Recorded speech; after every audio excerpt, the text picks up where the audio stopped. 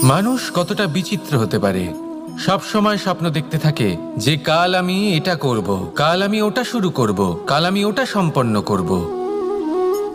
এই যে কাল শব্দটা, এই কাল অত্যন্ত বিচিত্র এক শব্দ।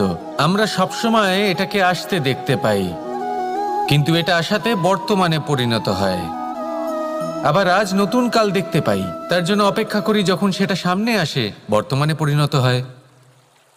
এই কাল সবসময় একটা মিথ্যে সান্ত্বনা দেয় যে সে আসছে, কিন্তু সে কখনোই আসে না।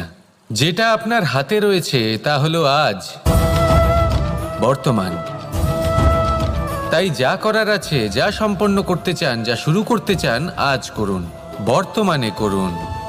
কারণ আজ আপনি যা করবেন সেটাই আপনার ভবিষ্যৎ নির্ধারিত করবে। ভবিষ্যতের বিষয় ভাবতে থাকলে ভবিষ্যৎ সুন্দর হবে না।